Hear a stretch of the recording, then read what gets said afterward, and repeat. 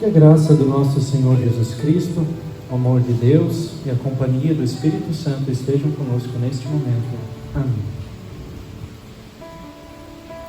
Como já mencionado anteriormente, neste final de semana nós lembramos do batismo de Jesus Cristo. Qual é, afinal, a importância deste evento? O que o batismo de Jesus representa para nós cristãos?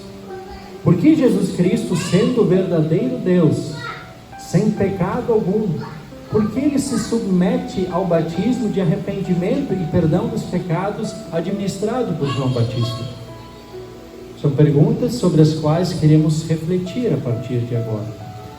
Que o batismo de Jesus ele é importante e significativo, não restam dúvidas. Afinal, é mencionado pelos 4 evangelhos. E muitos entendem que Jesus insistiu em receber o batismo para ressaltar a importância do batismo, deixando assim o seu próprio batismo como um exemplo para todos nós cristãos. Sim, isso é verdade, mas não é apenas isso. Muito mais do que um exemplo, o batismo de Jesus, ele tem um caráter substitutivo.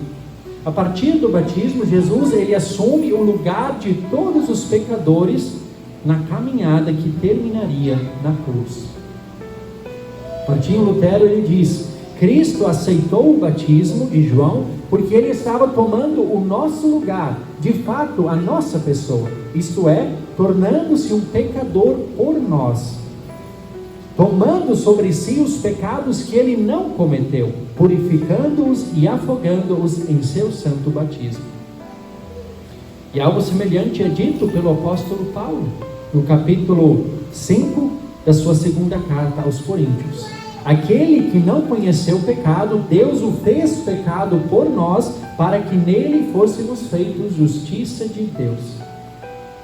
E é por isso que Jesus Cristo insiste em receber o batismo de João Batista.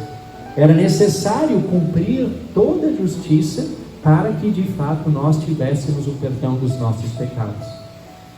Além do caráter substitutivo, no batismo Jesus ele também é ungido com o Espírito Santo, ele recebe o Espírito Santo. E assim ele dá início ao seu ministério público. E logo após o batismo, Jesus Cristo ele é levado ao deserto para ser tentado pelo diabo. E ele sai vitorioso desta tentação. E da mesma forma como o batismo, a tentação de Jesus ela também tem esse caráter substitutivo. Jesus não venceu as tentações do diabo para nos deixar um exemplo de como nós devemos enfrentá-lo. Antes disso, Jesus venceu as tentações do diabo por nós, em nosso lugar. E a partir disso, então, a partir do batismo, a partir da tentação, Jesus passa a anunciar publicamente a palavra de Deus. Ele faz muitos milagres, faz prodígios, ele reúne multidões por onde passa. E muitos de fato receberam em fé sincera, em humildade. Muitos o aceitaram como único Senhor e Salvador. Aquele que poderia não apenas solucionar seus problemas físicos e terrenos, mas principalmente resolver a situação espiritual. Contudo, muitos também passaram a procurá-lo apenas para alcançarem objetivos pessoais, interesses pessoais. Viam em Jesus a solução para os seus problemas momentâneos, os seus problemas terrenos. Outros ainda passaram a ver Jesus como uma verdadeira ameaça ao corrupto sistema religioso que era vigente na época. Apesar de tudo isso, de muitos o odiarem, o rejeitarem ou procurarem ele apenas por interesses, Jesus ele fielmente e obedientemente cumpriu sua missão. Ele levou uma vida abnegada de amor, de serviço, de compaixão por todos, inclusive por aqueles que o odiavam e rejeitavam. Jesus ele recebeu e aceitou e acolheu pecadores, perdoou pecados. Jesus ele também repreendeu o pecado. Jesus alertou para os perigos de uma vida sem arrependimento. Ele ajudou as pessoas em suas necessidades. Ele instruiu, exortou, admoestou. Acima de tudo, Jesus foi o único ser humano sobre a face da terra que viveu uma vida totalmente perfeita e agradável a Deus. e assim testemunha a voz do Pai no dia do seu batismo: este é o meu Filho amado, em quem me agrado. Somente Jesus Cristo agrada a Deus. Mas todos aqueles que nele creem como único Salvador também se tornam agradáveis a Deus. Jesus Cristo é o servo do Senhor, do qual fala Isaías no capítulo 42, o texto que foi lido hoje. Aquele que foi escolhido e chamado por Deus para ser o mediador da aliança como seu povo e luz para os gentios. Aquele que veio para abrir os olhos aos cegos, para tirar da prisão os cativos e do cárcere os que jazem em trevas. Em Jesus Cristo se cumprem as palavras do profeta Isaías.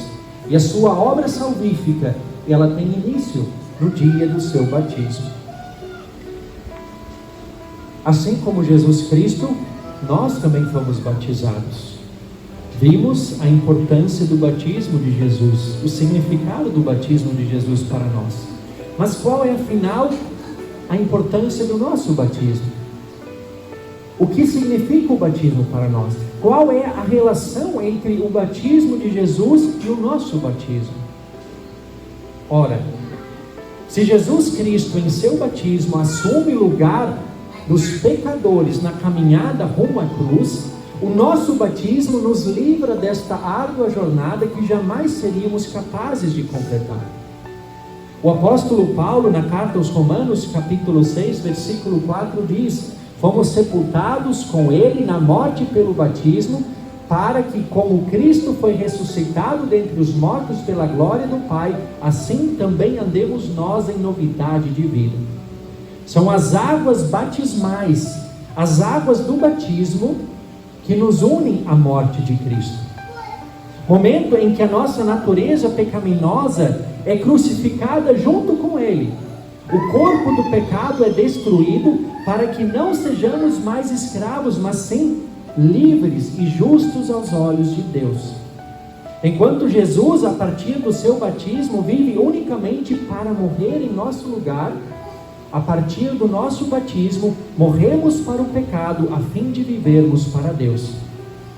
Por isso, acima de tudo, o batismo para nós é uma dádiva celestial, pelo qual nós recebemos o Espírito Santo, o responsável por nos levar à fé verdadeira, fazendo com que tudo aquilo que Cristo alcançou, com sua vida e obra, com sua morte e ressurreição, seja de fato contado em nosso favor junto de Deus. É somente o Filho amado, aquele que verdadeiramente agrada ao Pai, que pode de fato nos tornar agradáveis diante de Deus. O batismo, ele é tão precioso, tão importante e significativo que Lutero, ele não poupou palavras para descrevê-lo. No seu Catecismo Maior ele nos diz, ele até traz uma situação para reflexão. Considerem isto: se houvesse um médico que tivesse o conhecimento para fazer com que os seres humanos não morressem, ou então, mesmo que morressem, fazer com que vivessem eternamente, como o mundo inteiro não faria de tudo para ter acesso a esse médico, a esse método, e de tão disputado, somente os mais ricos o conseguiriam. Ora, o batismo traz tal tesouro gratuitamente para todas as pessoas, uma medicina que acaba com a morte e mantém a todos os seres humanos em vida. Exatamente isso. Este é o tamanho deste tesouro do batismo. Essas palavras de Lutero definem muito bem a riqueza do batismo para nós cristãos. Além do perdão, o batismo, ele acaba com o poder destruidor e mortal que o pecado exerce sobre nós. No batismo começam a se tornar realidade aquelas palavras que Cristo diz, registradas lá em João capítulo 11: eu sou a ressurreição e a vida, quem crê em mim, ainda que morra, viverá. E todo o que vive e crê em mim, não morrerá eternamente. Isso começa no batismo. O que faremos então com o tamanho tesouro? Continuaremos no pecado para que a graça aumente ainda mais? Pergunta o apóstolo Paulo. Me genoito. De modo nenhum. Megenoito, diz o apóstolo Paulo. É uma expressão grega, é uma negação enfática. É como se Paulo estivesse dizendo: nem sequer ousem pensar uma coisa dessas. E aí ele questiona, faz uma série de questionamentos. Como viveremos ainda no pecado, nós os que já morremos para ele? Ou será que vocês ignoram que todos nós, os que fomos batizados em Cristo Jesus, fomos batizados na sua morte? Megenoito, de modo nenhum. Não devemos nos submeter novamente à escravidão do pecado. Pelo contrário, devemos andar, como diz Paulo, em novidade de vida. Devemos considerar-nos mortos para o pecado e vivos para Deus, e de tal modo devemos viver. E como afinal se dá este novo viver? A partir do batismo. Esta nova vida é uma vida de luta contra as inclinações pecaminosas da carne. Inclinações que insistem em nos atormentar. Não é uma luta fácil. É uma luta árdua, uma luta difícil, uma luta diária. E nem sempre seremos vitoriosos. Por vezes cairemos, por vezes seremos vencidos pela tentação. E isso gera dor, gera sofrimento, frustração, pois não mais nos conformamos com uma vida de pecado, uma vez que já morremos para ele. Não queremos ser escravos novamente, mas queremos viver conforme a vontade de Deus. Queremos continuar na liberdade para a qual fomos conquistados. E liberdade não é viver como bem entendemos, como quer a nossa natureza pecaminosa. Liberdade é viver conforme a vontade de Deus, pois somente Deus sabe o que é melhor para nós. Essa é a tensão diária, essa é a luta diária de cada um de nós como cristãos. Nesta luta diária, nessa tensão diária, nós teremos altos e baixos, vitórias e derrotas, sucessos e fracassos. Mas o nosso consolo está em quê? Nosso consolo está em saber que a nossa aprovação diante de Deus não depende de nós, mas depende do nosso Salvador Jesus Cristo. Depende dele, do Filho amado que agrada ao Pai e o único que pode de fato nos tornar agradáveis diante de Deus. Andar em novidade de vida é viver uma vida de arrependimento diário. É reconhecer que jamais seremos perfeitos e por isso seremos continuamente dependentes do perdão, do Evangelho, da graça de Deus. Uma vida de arrependimento é, acima de tudo, uma vida de fé em Jesus Cristo, porque a partir do momento que nós cremos em Jesus Cristo como Salvador, nós estamos reconhecendo, confessando a Deus: eu não sou capaz de salvar a mim mesmo. Por isso, eu deposito a minha confiança e a minha esperança somente em Cristo, o meu Salvador. E esse Cristo jamais falhará em socorrer aqueles que o procuram, aqueles que se apegam a Ele. A nova vida que brota da fé, ela também produz frutos práticos na vida diária.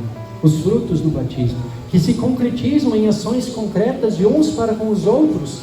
Quando amamos, servimos, amparamos, acolhemos uns aos outros, aqueles que Deus colocou ao nosso redor. E aliás, Lutero, ele lembra que a melhor forma de nós reprimirmos, suprimirmos a nossa natureza pecaminosa é nos ocupando em amar e servir ao próximo. Sim, isso é fato, porque a ociosidade é um prato cheio para o inimigo. Agora, quando nós nos ocupamos com coisas boas, como o amor, o serviço, o cuidado para com aqueles que precisam, nós estaremos nos ocupando com boas coisas, evitando assim a tentação do maligno e agradando a Deus. O amor e o serviço ao próximo, eles começam lá onde nós estamos, junto daqueles que estão mais próximos a nós, em casa, na família. Quando marido e esposa se amam, se respeitam, se servem mutuamente, quando pais cuidam dos seus filhos, quando filhos são obedientes, e assim ele se estende para a sociedade. Quando lá o funcionário cumpre bem as suas funções, lá onde trabalha, o empregado valoriza e trata bem os seus funcionários, quando o povo respeita, obedece às autoridades, essas autoridades governam com justiça, com ordem, com decência, em benefício de todos. Esses são os frutos que se estendem a partir de casa para a sociedade e, é claro, também para a igreja, onde nós vivemos em comunhão, onde nós amamos uns aos outros, onde nós ajudamos e amparamos aqueles que precisam. Esses todos são os frutos práticos do batismo em nossa vida. luta contra o pecado, arrependimento, amor e serviço ao próximo. Exercitemos esses frutos em nosso dia a dia. Esses frutos são muito importantes para que nós tenhamos uma boa convivência neste mundo. Acima de tudo, esses frutos, eles são importantíssimos para que herdemos a vida eterna.